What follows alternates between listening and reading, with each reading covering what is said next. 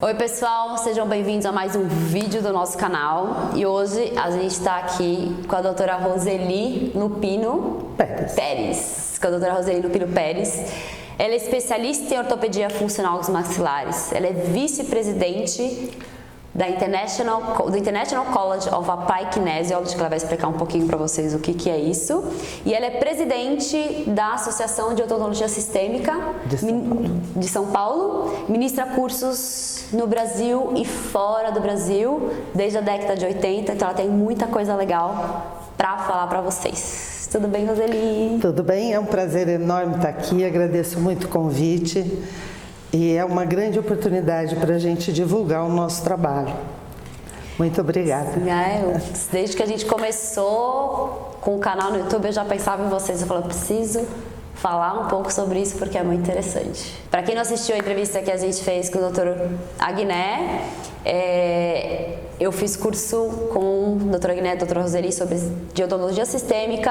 A doutora Elizabeth, que a minha mãe também fez, então eles são nossos mestres. A gente já adora, é fã do trabalho deles há algum tempo. A gente usa muito sistêmica no nosso dia a dia, no nosso consultório, porque ela vai explicar para vocês que a sistêmica aborda o paciente como um todo e não só ficar olhando dente, né? Isso que é interessante. Conta um pouquinho para mim, Roseli, o que significa odontologia sistêmica? Odontologia sistêmica é uma forma mais abrangente de você olhar o tratamento odontológico. Então, nós não vamos olhar só dente, má postura, cárie, nós vamos olhar o paciente como um indivíduo, como um todo. E cada tratamento é individual. Então, é diferente de outras filosofias dentro da odontologia, que você tem uma receita de bolo para tratar o paciente. A odontologia sistêmica, ela cuida de cada indivíduo individualmente. Então é difícil, né? Porque a gente sai da horta, a gente fala, não, o protocolo, tem esse protocolo, o protocolo disso, o protocolo daquilo, tem que seguir uma receitinha de bolo. O nosso protocolo está na primeira consulta, no exame do paciente. Então, nós vamos fazer uma anamnese super profunda, nós vamos saber até como foi o parto, como foi a gravidez daquele paciente, se ele mamou, quanto tempo mamou, todas as doenças infantis, da adolescência, da fase adulta, e vamos examinar o indivíduo realmente como um todo. Nós vamos olhar a postura corporal dele e nós vamos ver qual foi a interferência da boca nas várias patologias que ele possa ter tido durante a vida. Nossa, então você quer dizer que alguma coisa que aconteceu no parto pode influenciar? Sim, por exemplo, a gente não faz osteopatia, nós não somos osteopatas, mas a gente traz para o Brasil para dar curso o Dr. Hans Garten há 22 anos e com ele a gente aprendeu algumas coisas da osteopatia que nos ajudam muito. E no parto, às vezes você pode ter fixação de ossos do crânio, algumas coisas, e isso é importante no desenvolvimento do sistema estomatognático. Olha só que interessante, imagina você chegar para o dentista na sua primeira consulta e ele pergunta assim para você, como foi o parto, como você nasceu, foi fora, cesárea? Você vai falar assim, o que tem a ver, eu quero tratar meu dente. Mas gente, ela vai falar muito sobre isso, a doutora Roseli vai falar muito sobre isso para você. É interessante porque tem tudo a ver, né, doutora? Mesmo a vida intrauterina, você vê, o sistema estomatognático, ele se desenvolve muito precocemente no feto, né? Então, todas as emoções da mãe vão interferir no desenvolvimento da criança, não só no sistema estomatognático, como um todo, no todo, né? No corpo inteiro. Então, tudo é muito importante, porque é o indivíduo que nós estamos tratando. Então, toda a vida dele é importante para a gente poder ajudá-lo a entrar em equilíbrio. E esse é o nosso trabalho, buscar o equilíbrio através do sistema estomatognático, tirar todas as interferências patológicas que esse sistema possa estar gerando no macrosistema.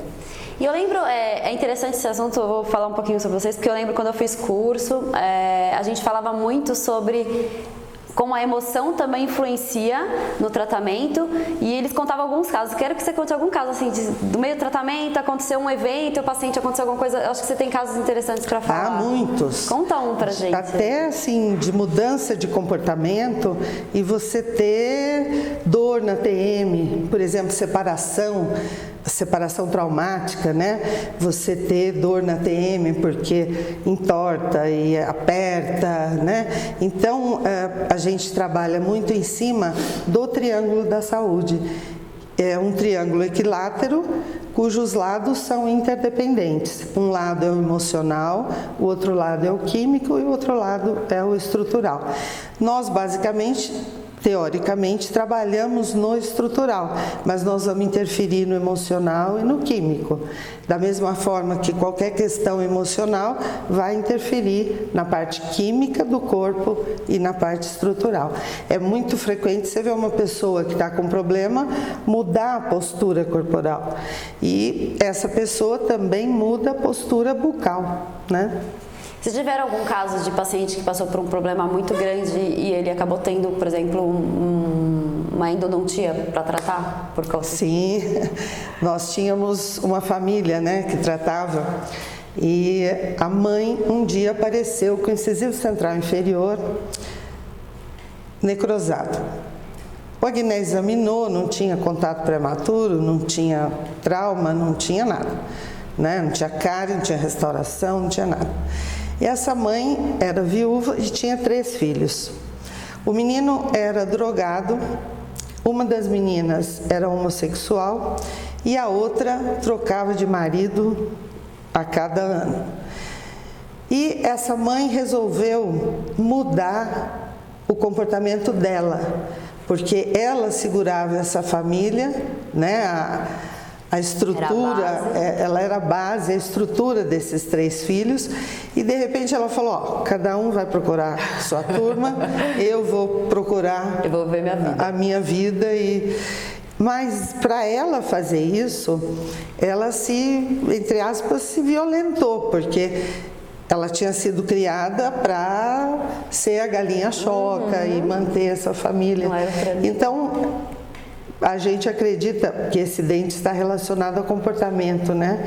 E ela rompeu com um comportamento que era o padrão de vida dela, né? Gente, olha que interessante. Quem não sabe o que é necrose pulpar, necrose, a gente tem um nervo dentro do dente e ele morreu.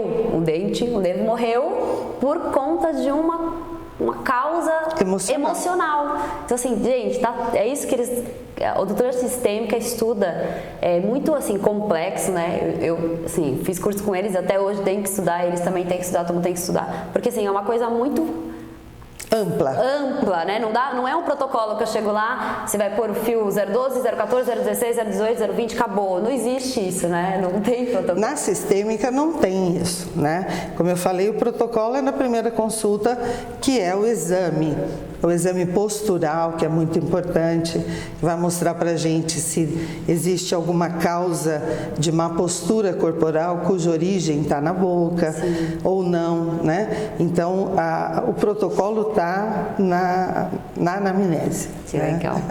E qual foi a maior motivação que você teve para começar a estudar sobre isso? Então, a gente quando se formou, a gente continuou na faculdade. O Agné, na cadeira de anatomia e radiologia, ele trabalhava inclusive com o Dr. Papais, eu estava na pediatria e endodontia. Mas assim, havia uma vontade de buscar outras coisas, porque a odontologia é muito restrita, né? E a gente conheceu o Dr. Newton Nogueira de Sá Júnior. Eu achava que ele era meio maluco, porque ele ia em casa e falava da boca, do corpo. E eu falava para ele, nossa, acho que esse menino precisa internar. Porque ele é meio esquisito, né? O que tem a ver, né? A boca com essas coisas? Enfim, aí um dia ele convidou a gente para a inauguração de um centro clínico de biocibernética bucal aqui em São Paulo. E nós fomos. Aí eu vi um monte de pessoas de cabecinha branca falando a mesma coisa que o Newton. Eu falei, acho que é melhor prestar atenção no que esse povo está falando, né? E lá na faculdade, a informação que a gente tinha é, sai fora desse grupo, é um bando de gente maluca, eles são tudo curandeiro. Então a gente tinha duas informações, né? Mas nós continuamos. E eu tinha uma alergia terrível, eu fazia endodontia. E quando eu pegava o paramonocloranfenol canforado, Nossa. que eu abria aquele vidro, eu começava a espirrar e não parava. Então, e tinha alergia a tudo que se imaginar. Aí eles me trataram. Eu pus aparelho e eu cheirava o paramônio e não espirrava. Eu falei, acho que tem alguma coisa a ver esse trabalho desse povo. Acho que funciona. Na verdade, eu não usei ortopedia, porque a minha boca não era torta, segundo o padrão habitual da odontologia. Eu tinha um ligeiro afundamento em região de premolar, mas assim, sutil, nada. Então, o que eu pus foram os PANs. O primeiro tratamento que eu tive foi pôr o PAN, que é um artifício colocado sobre os aparelhos da reabilitação dinâmica e funcional, que devolve o equilíbrio à musculatura, devolve as dimensões de vazio bucal, enfim, reequilibra artificialmente o sistema. Quando eu tiro o aparelho, é claro que volta a situação patológica. E aí eu senti uma melhora, eu falei, não, eu quero saber direito o que é isso, né? E aí nós começamos. E o primeiro contato foi com a reabilitação dinâmica e funcional. Por muitos anos a gente não usou outra técnica. E depois a gente foi associando outras técnicas, aprendendo, estudando, até hoje. E qual foi a maior dificuldade que vocês encontraram, que você encontrou, para começar nesse caminho? Bom, como eu falei, a biocibernética dentro da academia, né, ela era extremamente criticada. Então, essa foi a grande dificuldade, né? A biocibernética bucal, ela foi desenvolvida pelo Dr. Denizar e pelo Dr. Baldani na década de 60, né?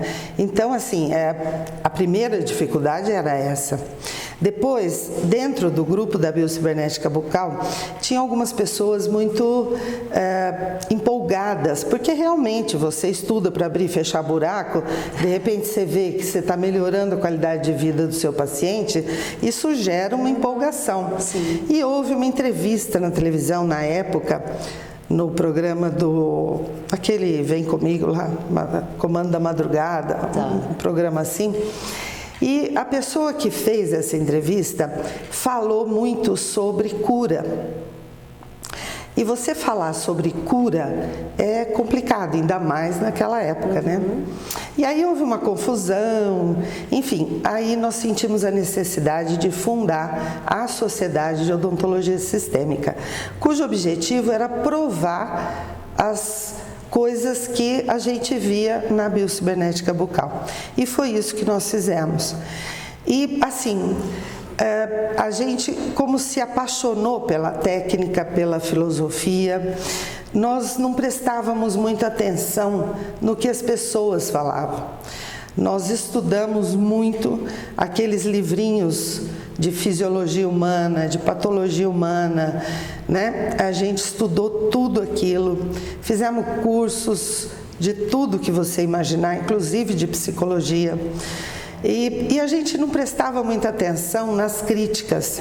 Eu acho que isso favoreceu o desenvolvimento.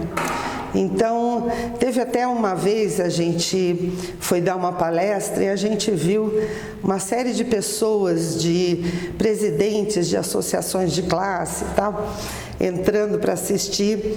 E eu e a Guiné olhamos um para o outro e falamos, acho que é uma arapuca para nós, né? Porque acho que... Mas demos a palestra porque, na verdade, é o que nós acreditamos. Então, a gente não tem medo de falar sobre o que a gente faz. Aí no final da palestra, um representante do conselho foi lá e nos parabenizou porque a gente estava promovendo um engrandecimento da odontologia. E isso foi um impulso para a gente continuar mais ainda, porque nós sentimos o apoio, vamos dizer, das entidades de classe, que antes era meio complicado, né? Era meio criticado ao invés de apoiar. O que a gente sente até hoje de dificuldade é, por exemplo, você na ortopedia, que é uma especialização da odontologia, você tem crítica, você tem profissionais de outras áreas falando que isso não existe, que isso não funciona, né? A ortopedia é uma especialidade, está tudo comprovado. Nós temos o livro do Enlow que fala que você tem hormônio de crescimento a vida toda, né? Que você pode ter crescimento no paciente adulto. Então, se você tem crítica da classe sobre ortopedia até hoje, imagine da odontologia sistêmica, que vai falar de recuperação, de sistemas biológicos, de postura corporal, e nós temos uma gama enorme de comprovações da fisioterapia, da medicina. A medicina é quem mais nos apoia. Nós temos uma porção de médicos que nos indicam pacientes, né?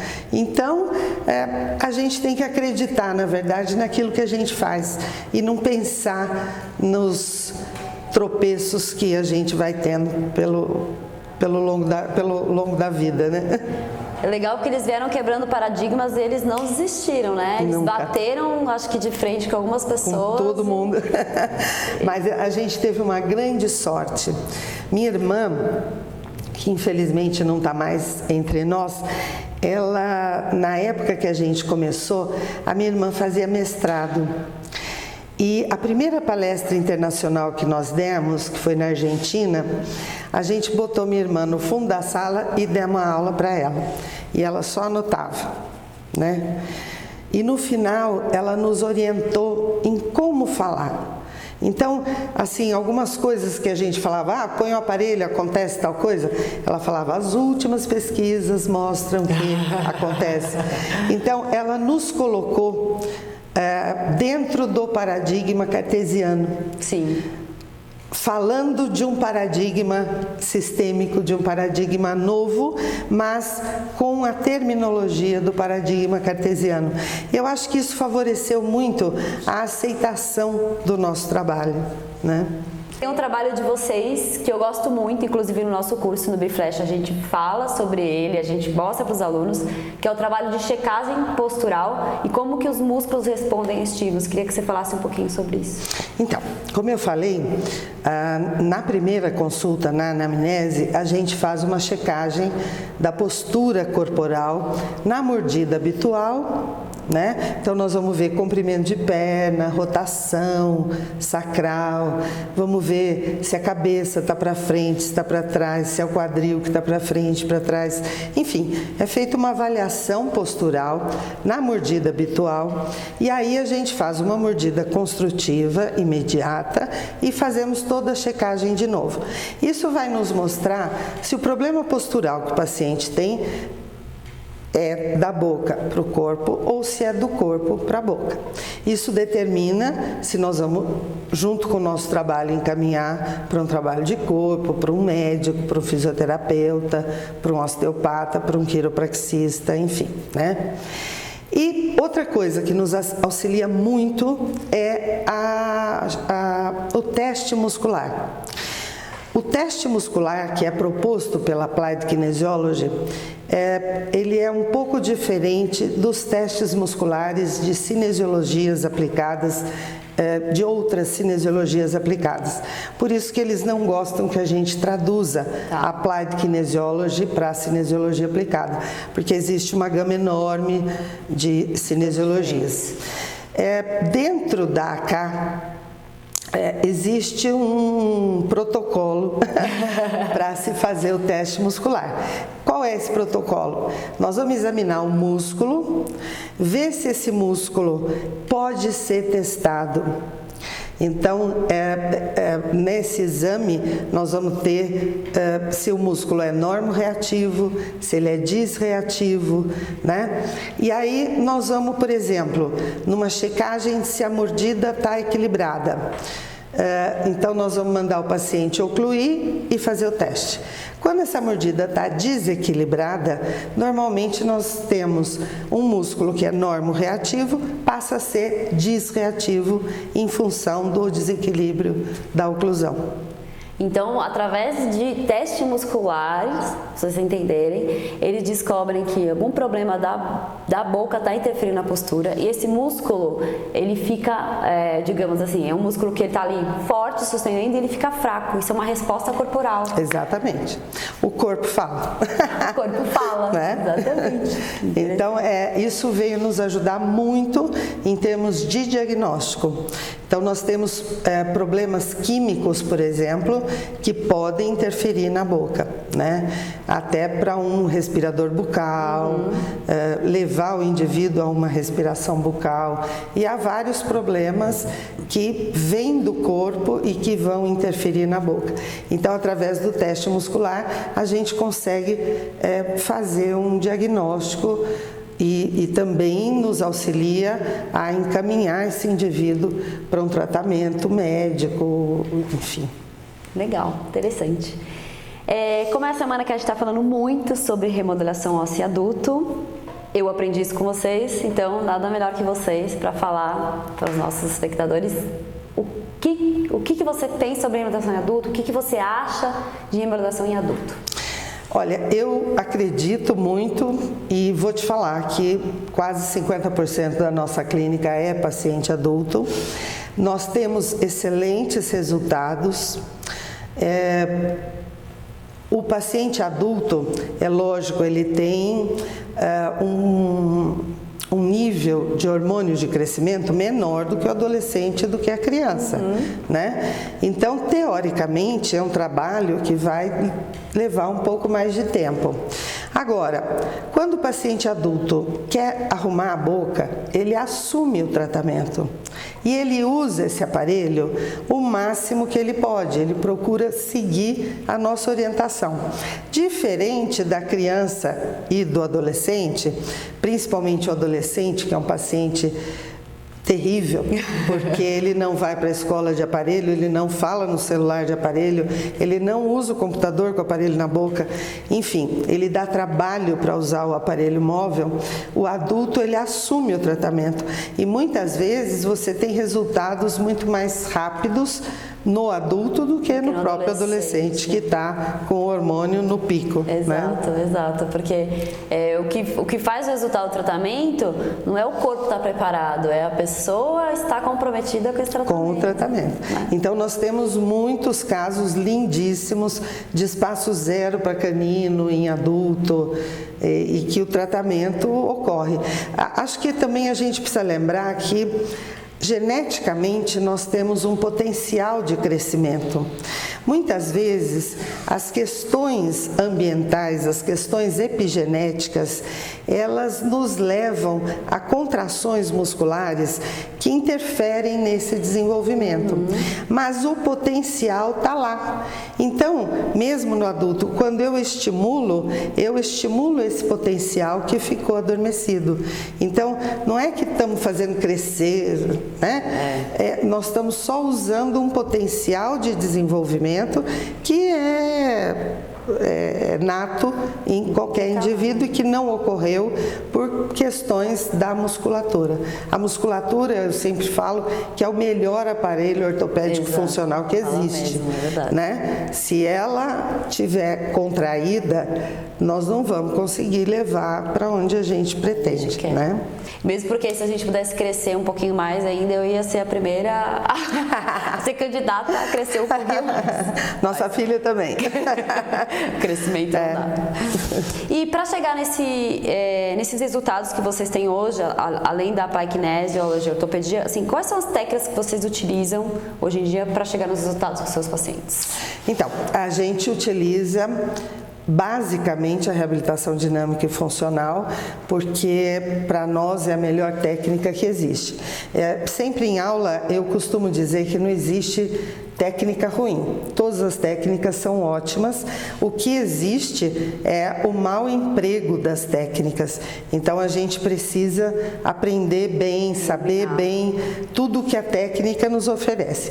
Para mim, a reabilitação dinâmica e funcional supre todas as minhas necessidades para a posturação. É claro que muitas vezes eu preciso girar um dente, por exemplo. É complicado você girar um dente com um aparelho móvel, porque com o aparelho na boca está estimulando o dente a girar. Tira o aparelho, volta a morder, o dente volta para a posição original. Isso pode ser mais prejudicial do que benéfico. Então, em alguns casos, a gente se utiliza, sim, da ortodontia para esse fim. Girar, nivelar, intercuspidar, né? A gente usa, principalmente na finalização, para manutenção de postura, etc., os aparelhos ortopédicos funcionais puros, como Balters, Clamp, Frankel, né, que são aparelhos que vão favorecer o desenvolvimento natural da criança, por exemplo, né? E a gente conseguiu os espaços que estavam faltando e às vezes a gente, no período de alta temporária, mantém a criança com esse tipo de aparelho. Então, assim, todas as técnicas são boas, né? A gente precisa saber quando usá-las, né? Legal. A gente tem muita gente que assiste, que está começando na odontologia, começando na ortodontia. Eu queria que você deixasse o seu recado para que o caminho deles seja mais suave do que o caminho que você trilhou e que eu trilhei, para que eles consigam chegar nesse resultado que hoje a gente consegue, talvez um pouco mais rápido, mas estudando mais um pouco mais rápido. Deixa o seu recado para eles. Então, na universidade, vocês não têm informação sobre ortopedia funcional, muito menos sobre odontologia sistêmica. A nossa filha fez odontologia e ela focou na ortopedia funcional, focou na odontologia sistêmica. Na verdade, ela fez odonto por causa da odontologia sistêmica, assim como várias amigas dela da infância que frequentavam a nossa casa, são todas dentistas e fazem sistêmica, graças a Deus, né? Então, você na faculdade não tem nenhuma informação, então busque informação. Leia tudo que for diferente. E o professor, ele, é claro, vai defender a técnica que ele te propõe. Ele vai querer você no curso de aperfeiçoamento dele, ele vai querer você no curso de especialização dele. Então, é claro que ele não vai falar de uma técnica que não tem nada a ver com a dele. Então, procure saber o que existe na odontologia, além daquilo que a academia te dá. A faculdade, na graduação, o tempo é curto, então eles têm que mostrar técnica. Existe uma coisa na graduação que eu acho assim totalmente fora do quadrado, que é colocar a matéria de psicologia nos primeiros anos, primeiro e segundo ano. Você entra na faculdade de odontologia querendo ver dente, querendo ver técnica, né? E vai falar de psicologia, você nem presta atenção, não quer nem saber. Quer nem saber daquilo. E é muito importante, né? Porque cada paciente que você recebe é um psique diferente. Então, assim, estude, procure saber, leia, participe de congresso, que aí vão surgindo possibilidades de você fazer um curso diferente do que você teve na faculdade, que nem citam a ortopedia funcional, infelizmente. Ainda. Espero que isso mude e a gente está aqui com esse canal tentando fazer isso. Quebrar esse paradigma, trazer um pouquinho mais de conhecimento para vocês, falar para vocês não tratarem o paciente de vocês como uma boca ambulante, mas sim como um indivíduo que pensa, que tem emoção, que tem outros problemas além do que aquele que ele veio te trazer. Exatamente. E obrigada. Eu que agradeço a oportunidade de falar sobre o nosso trabalho. Obrigada. Gente, fica de olho que a gente vai postar muita coisa interessante e a gente se vê no próximo vídeo. Até breve.